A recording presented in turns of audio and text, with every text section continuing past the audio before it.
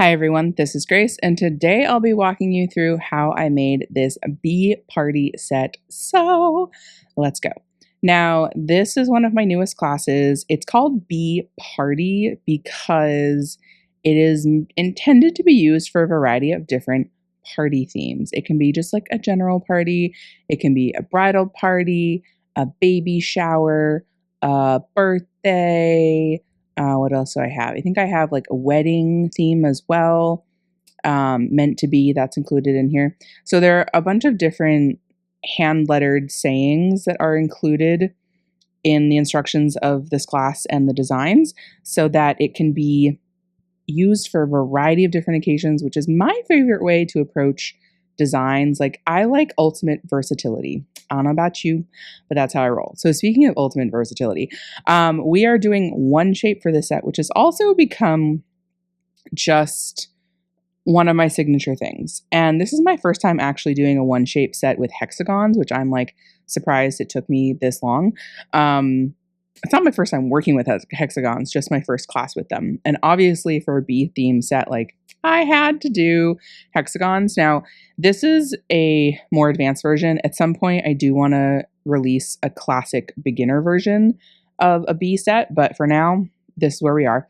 This, by the way, is gold edible glitter from the Sugar Art. It is chef's kiss. I love adding edible glitter before doing the crackle, which is what I'm doing here, because you can see there, it just maintains the shininess as if the icing is like still wet. If you just leave the icing flat as is without crackling it with the edible glitter, it does not look nearly as good. It's something about forcing the light to reflect in different areas with that crackle that just like takes it to the next level, my friends. Now, this is the honeycomb design, and I really debated if adding a drip on top of it was the right thing to do in terms of trying to pipe on top of crackle like this, which is not something I would normally do, but it really just made sense to put the drip on this cookie. It is the honeycomb cookie. This is a honey drip. So like, it makes sense, my friends. To help mitigate like any weirdness from piping on top of an uneven surface, I do recommend, if you can see here, I'm immediately going into flood. I am poking holes to help prevent craters. Does it really help in this case? I don't know, because that surface is so uneven. It's a little weird, but I'm doing it anyway. If you flood right away, then you can make the joint between the outline and the flood more seamless. I typically don't do this because you really want that outline to be like the fence. Like, the fence that holds all the animals in is going to be much more effective if it's made out of wood than if it's made out of marshmallow. You feel me? So when you let it dry, it's like a wood fence. Right now, it's like a marshmallow fence. So you really have to hedge your bets on the appropriate thing to do depending on what you're doing. But this is a small area. It is somewhat easy, though, to overflood from the top. I have done that so many times. But in this case, I just wanted to take my chances and go for it. If you don't like how wonky it looks, you don't have to do the drip. You don't have to do the crackle. Whatever makes your heart happy. And that's the first cookie. This is, I think, the most popular from the 7 set of classes that I recently launched this summer, which I don't know why, it just surprises me. Like, I love this set, but me personally, the cutie set is my number one in my heart, and I cannot wait to share that with you. We'll get to that, I think, next week, or we'll get to the sped up video next week. Anywho, I always like to balance my colors as much as possible. So in this case, there are actually only, are there 4? Yeah, there are 4 colors in this set: white, 2 yellows, and a black. I don't know where I was going with that. I guess it's because of the white background, but I actually think I struggled to include enough yellow in this set, ironically or not so ironically. What can I say about this? Okay. You can see here that I'm using my scribe to pull the icing into the corners. Whenever you have a crisp corner, that's what's going to get you the most seamless look with your outline. You literally want to lay the icing on top of the corner. That's the effect that you're going for. Now, this I've done before, and some people might love this, some people might hate this. I was trying to come up with like a zoomy zoom effect. So you could leave it like this, but then I take my scribe and I kind of do like figure 8 circles all around. Really making sure to like grab the lines perpendicular because that's what's going to get you the most zoomy zoom effect. You can do this as much or as little as you want. I keep poking the cookie there. Whoopsies.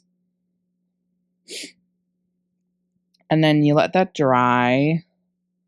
I don't know what I'm doing here. I'm orienting it. And for this one, I am just freehanding this. Oh, that's what I was doing. I was turning it to the side because I'm doing this at a funky angle to start. This is a medium peak that I'm doing a pretty classic pressure piped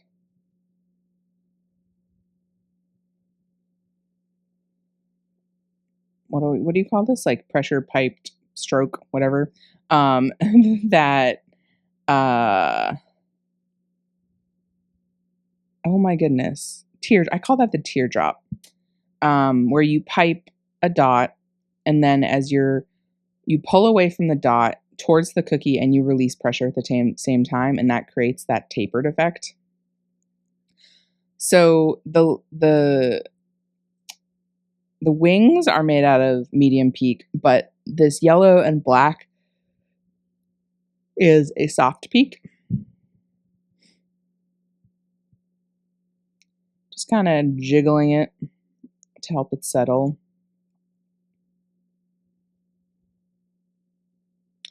All of my bees look different. Some were fatter than others, some were skinnier.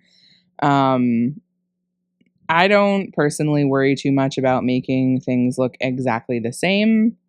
That's just my personal approach to cookies.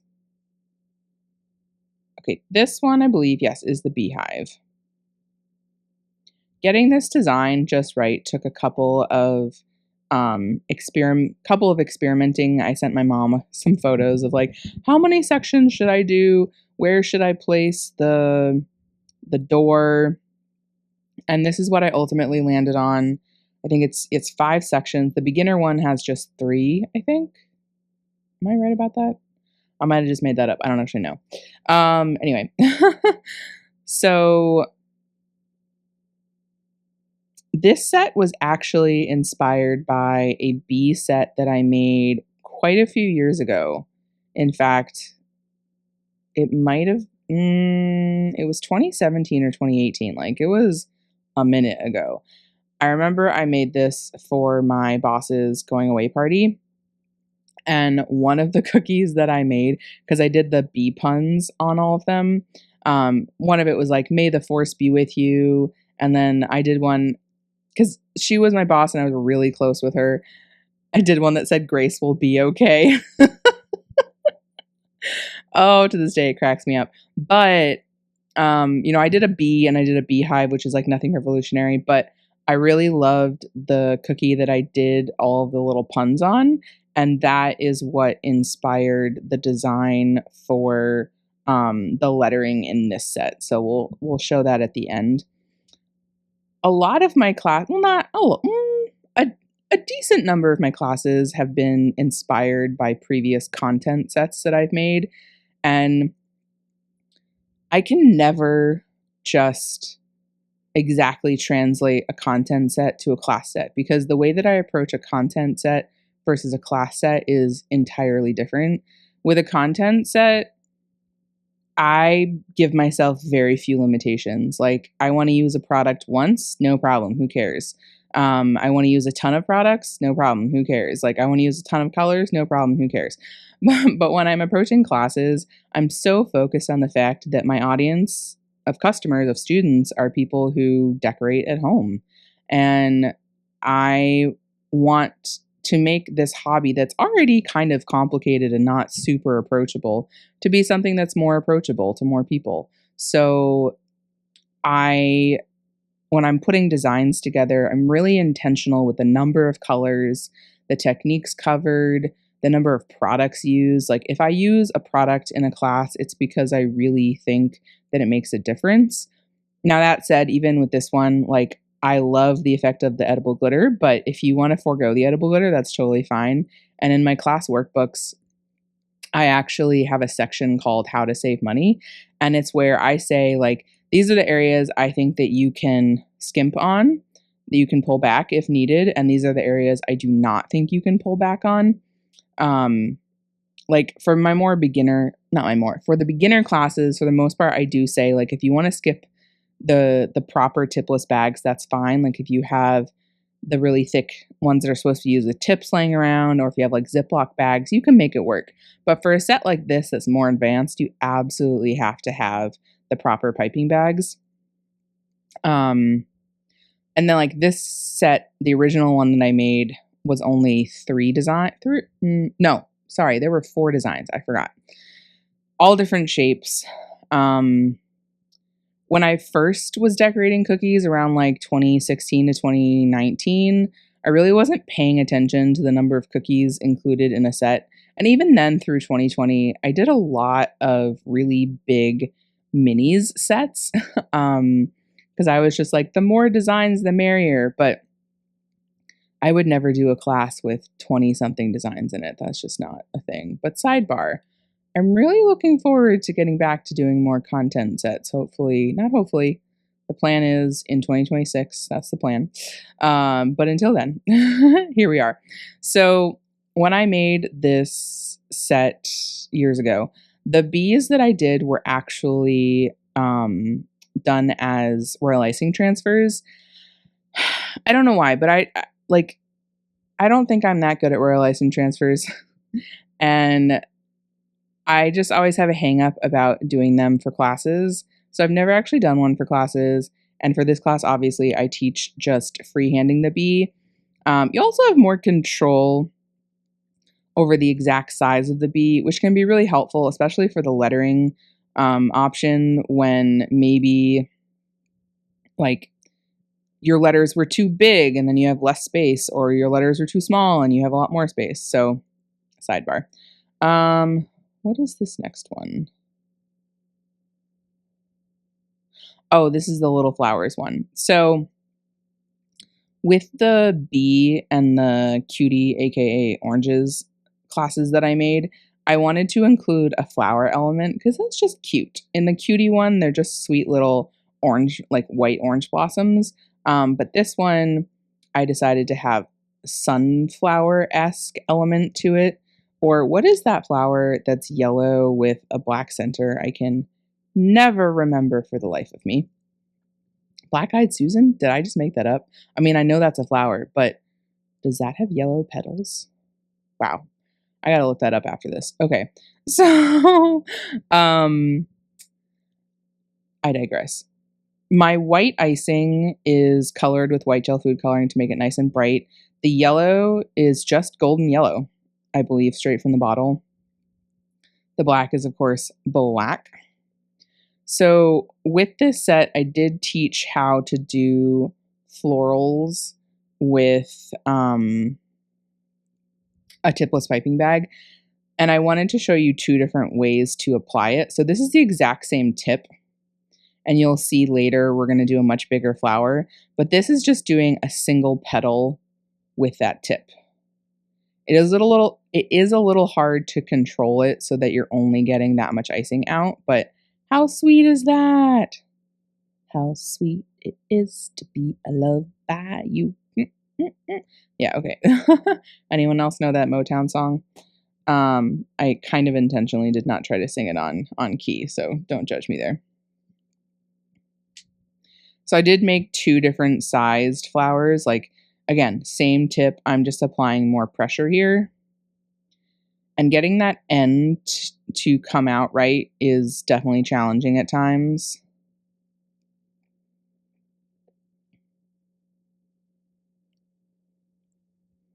Had to add a B, of course.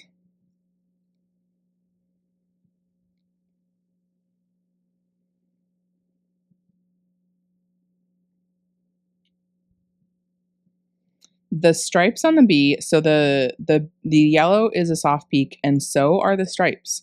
If you have a proper soft peak and you work quickly enough, like you can get it to all settle flat.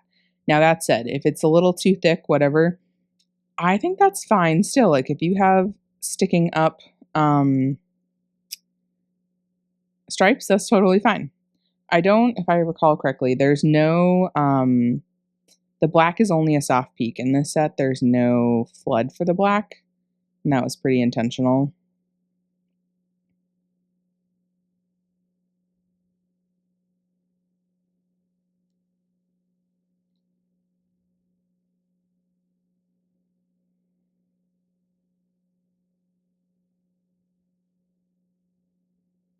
Cutie patoote little bee, and then you got to do the little buzz trail.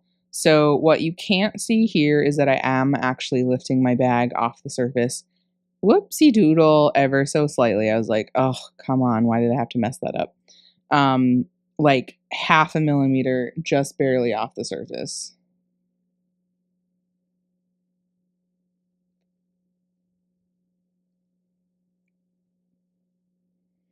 The nice thing about the little buzz element is that you can make it whatever shape it is needed. It can be as small or as big or, excuse me, as windy as you want. Okay, this one is the sunflower. I decided to scrape the base because the flower itself is going to add a lot of icing. And we just don't need that much icing, but also I like that it adds a different texture to the situation. Don't mind me while I grab some water.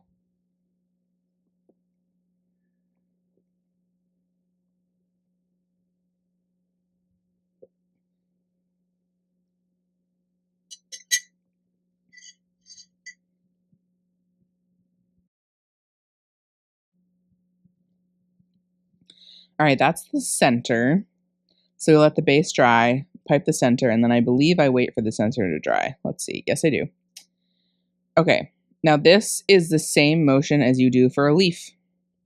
It's just, I describe it like a sawing back and forth motion, like you're cutting a loaf of bread. And so to start, I'm just doing it at all of the 6 points. And then because I want a fuller flower, I'm going to go back in and do in between the 6 points. This is a medium peak or somewhere near a medium peak. If you're unsure, it's always better to err on the thicker side if you can. I would even say that this is like slightly on the thinner side of a excuse me, medium peak, but just barely passing. And the reason for that is you want it to be able to hold its shape. Like you want all of those beautiful little motions back and forth to end up in the end. You don't have to fill the center, but I don't know. I just like it. So I'm just using the soft peak again. That center, by the way, is also a soft peak. And I'm just using that icing to just put dots around it.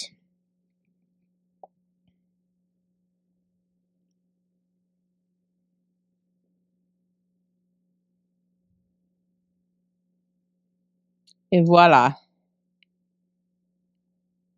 Up next is, okay, this is the design for the lettering. And this is taken directly from that cookie that I made years ago.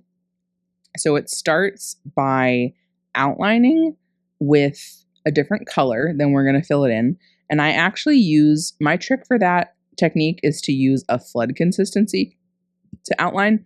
It results in a much like wider border, which makes it a lot easier to do this technique because the whole point is that you want to be able to see the border.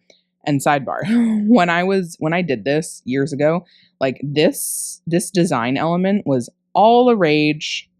I actually considered when I was doing this set at the time, there was another design element done with hexagons specifically, not just hexagons, but most predominantly, where it was like this line cutout. I don't know if anyone saw that. There was also like a geode kind of cutout. I thought about doing that with this set and I was like, yeah, maybe not. But maybe I should bring that back.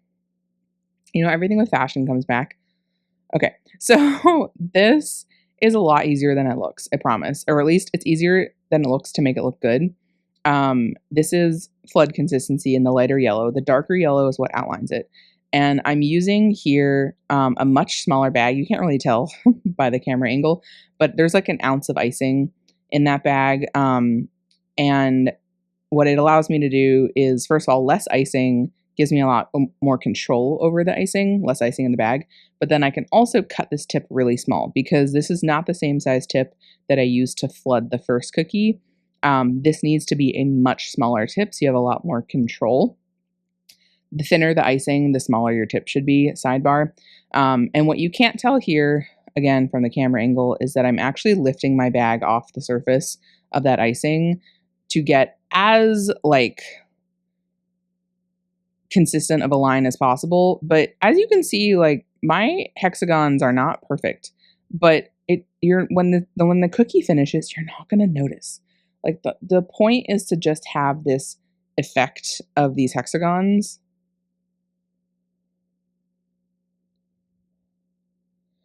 We're going to cover this with a whole bunch of lettering. I would not recommend flooding the entire surface with these hexagons. It's not necessary design-wise, and it's just going to take forever. So, the lettering is done with a soft peak. It is super important that you make sure you allow your black icing to develop. I start mine 48 hours in advance if I can. That gives it maximum time to darken. Because it's really easy to use too much black food coloring, generally speaking. But when you do it with a soft peak like this, with soft peak with lettering, it makes it really soft and it can crumble really easily, which is super frustrating after you've decorated all of these cookies and then they get smushed in the packaging. So this first one is Mama to B. These are all cute little puns, and the B is, of course, a B instead of writing BE, because I'm cute like that.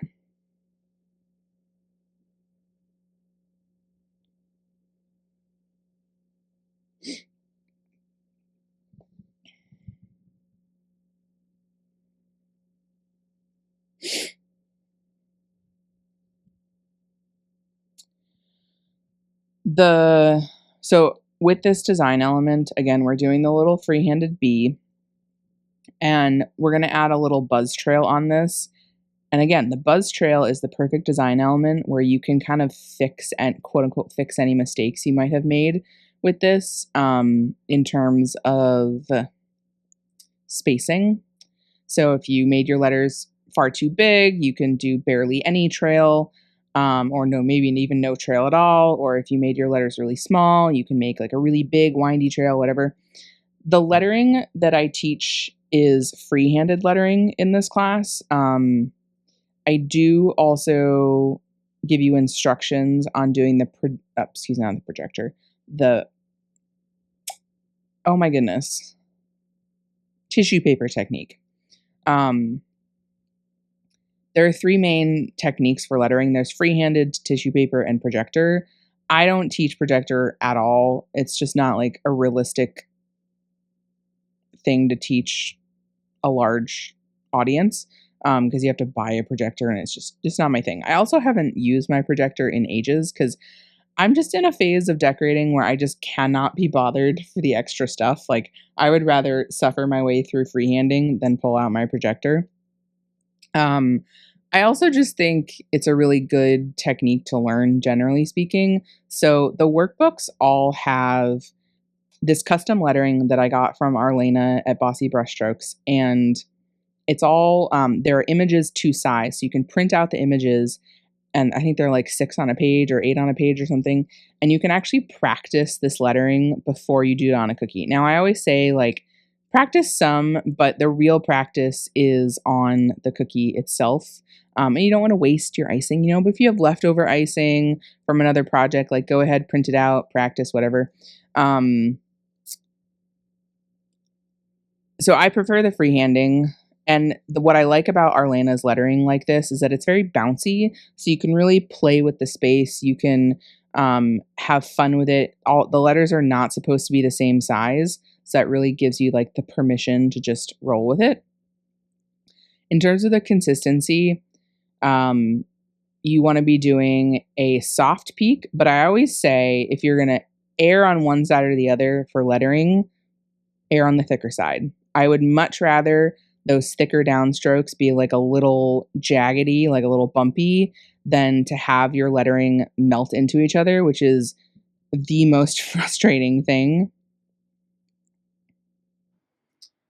Okay, I'm actually going to leave y'all in silence for a little bit while we finish this lettering, and I'll see you at the end.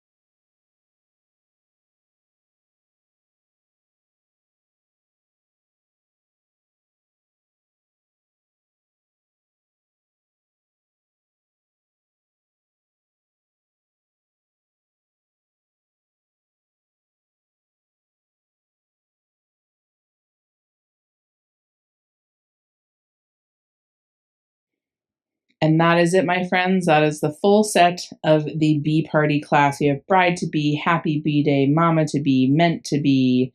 Can't remember if there are other ones in there. Yeah. I love this set. I hope you love it too. As always, I hope you learned a thing or two. Maybe you fell asleep. Whatever makes your heart happy makes me happy. I would love for you to try this class. I would love for you to try some of these cookies. Let me know which one's your favorite, and I'll see you next time. Bye bye.